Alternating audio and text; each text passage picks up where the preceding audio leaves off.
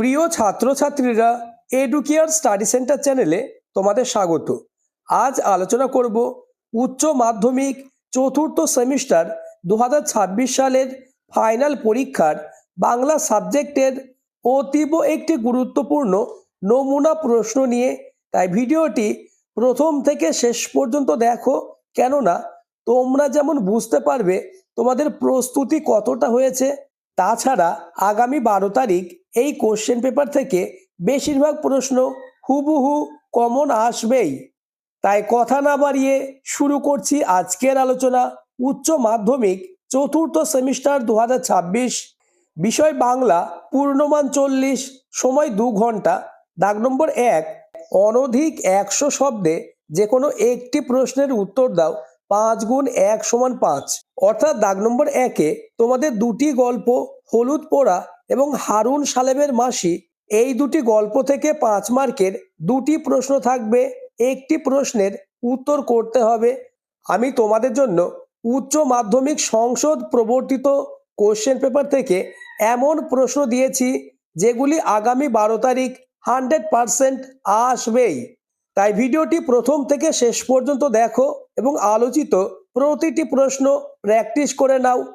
তাহলেই বাংলা সাবজেক্টে 40-এ 40 হবে তোমার হাতের মুঠোয়। প্রথম কোশ্চেন, বাঁশটা সরিয়ে দাও। বাঁশটা কোথায় কেন পাতা হয়েছিল? বক্তা কখন সেটি সরাতে বলেছিলেন? প্রশ্নের মান 2+3। নেক্সট কোশ্চেন, তার স্বর্গ আর হারার মার স্বর্গ কি এক হতে পারে?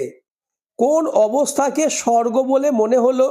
স্বর্গ সম্পর্কে এ প্রশ্ন গৌরবীর মনে কেন জাগত? এই প্রশ্নের মানও 2+3।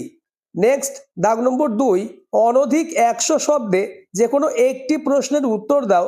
5 গুণ 1 সমান 5। 2-এর দাগে তোমাদের 3টে কবিতা থেকে 5 মার্কের দুটি প্রশ্ন থাকবে। একটি প্রশ্নের উত্তর করতে হবে। প্রথম প্রশ্ন, মহানগরীর মৃগনাভি ভালোবাসি, কারা এ কথা বলেছে?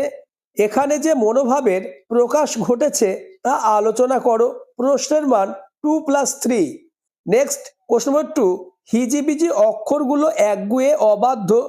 হিজিবিজি অক্ষরগুলো বলতে কি বোঝানো হয়েছে? তাদের অবাধ্যতার কারণ আলোচনা করো।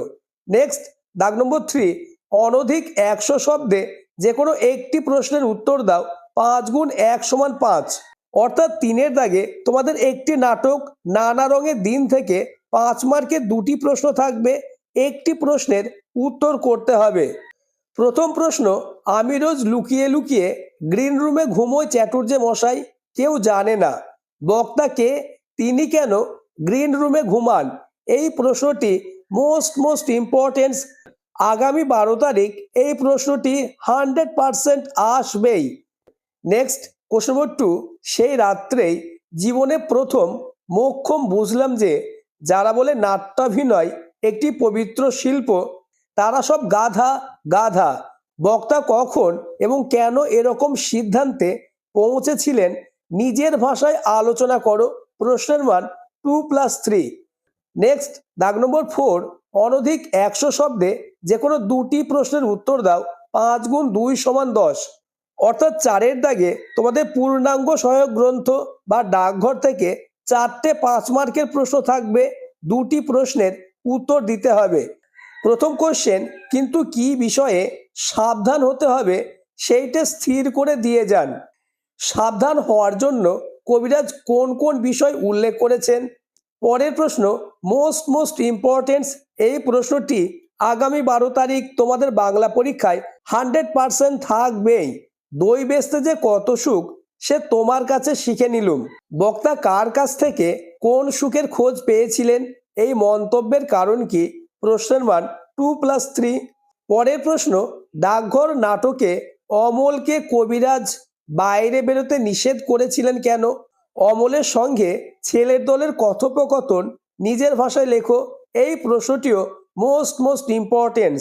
নেক্সট, কোশ্চেন নম্বর 3, তুমি যে ছেলে খেপাবার সর্দার উদ্দৃষ্ট ব্যক্তির সম্পর্কে এ কথা কেন বলা হয়েছে তার চরিত্র আলোচনা করো। নেক্সট, দাগ নম্বর 5, অনধিক 100 শব্দে যে কোনো একটি প্রশ্নের উত্তর দাও। 5 গুণ 1 সমান 5। অর্থাৎ 5-এর দাগে তোমাদের বাংলা শিল্প সাহিত্য ও সংস্কৃতির ইতিহাস থেকে 5 মার্কের 2টি প্রশ্ন থাকবে, একটি প্রশ্নের উত্তর করতে হবে। এই প্রশ্নগুলি আলোচনার আগে যারা এখনো আমার চ্যানেলটিকে সাবস্ক্রাইব করোনি, এক্ষুনি চ্যানেলটিকে সাবস্ক্রাইব করে দাও এবং ভিডিওটি তোমার বন্ধুদের মধ্যে শেয়ার করে দাও। প্রথম প্রশ্ন, বাঙালি চিত্রকলা চর্চার ধারায় যামিনী রায়ের ভূমিকা কতখানি তা বুঝিয়ে দাও। এই প্রশ্নটিও most importance. Next question number 2, Bangla চলচ্চিত্রের ইতিহাসে নিউ থিয়েটারের অবদান কতখানি তা বুঝিয়ে দাও। ইতিমধ্যেই আমি তোমাদের জন্য বাংলা সাবজেক্টের গল্প, কবিতা, নাটক এবং ডাকঘর থেকে সব থেকে নিখুঁত সাজেশন নিয়ে আলোচনা করেছি। যারা এখনো দেখোনি ডেসক্রিপশন বা প্লে লিস্টে গিয়ে দেখে নেবে। নেক্সট দাগ নম্বর 6, নিম্নলিখিত যে কোনো একটি বিষয় নির্বাচন করে নির্দেশ অনুসারে কম বেশি 400 শব্দের মধ্যে একটি প্রবন্ধ রচনা করো যার মান থাকবে 10। তোমাদের মোট 2টি প্রবন্ধ রচনা থাকবে, একটি জীবনীমূলক এবং একটি বিতর্কমূলক। প্রথম কোশ্চেন, প্রদত্ত অনুচ্ছেদটিকে প্রস্তাবনা বা ভূমিকা স্বরূপ গ্রহণ করে বিষয়ের গভীরে প্রবেশ করে পরিণতি দানের মাধ্যমে একটি পূর্ণাঙ্গ প্রবন্ধ রচনা করো। বিষয় হচ্ছে ছেলেবেলার স্মৃতি। এই বিষয় অনুসারে নিচে যে হিন্টস রয়েছে, এই হিন্টস অনুসারে তোমাদের একটি প্রবন্ধ রচনা করতে হবে। হিন্টসগুলি তোমরা দেখে নাও। নেক্সট এবং আজকের আলোচনার লাস্ট কোশ্চেন, প্রদত্ত সূত্র বা তথ্য অবলম্বনে একটি প্রবন্ধ রচনা করো। অর্থাৎ একটি জীবনীমূলক রচনা তোমাদের করতে হবে। যে ব্যক্তি সম্পর্কে লিখতে বলা হবে তার সম্পর্কে বেশ কিছু পয়েন্টস, যেমন জন্ম, পিতা, মাতা, শিক্ষা, বেশিরভাগ পয়েন্টস তোমাদের দেওয়া থাকবে। এই পয়েন্টসের ভিত্তিতে তোমাদের একটি জীবনীমূলক রচনা লিখতে হবে। তাই তোমরা যারা বিতর্কমূলক রচনা করতে পারবে না তারা জীবনীমূলক রচনা করবে। সহজেই তোমরা জীবনীমূলক রচনা লিখে 10-এর মধ্যে 7 বা 8 পাবে। আজকের আলোচনা এই পর্যন্ত। আলোচিত প্রতিটি প্রশ্ন মোস্ট ইম্পর্টেন্স, তাই প্রত্যেকটি প্রশ্ন তোমরা পরীক্ষার আগে রেডি করে নাও। তাহলে বাংলা সাবজেক্ট নিয়ে তোমাদের দুশ্চিন্তা অনেকটাই লাঘব হবে।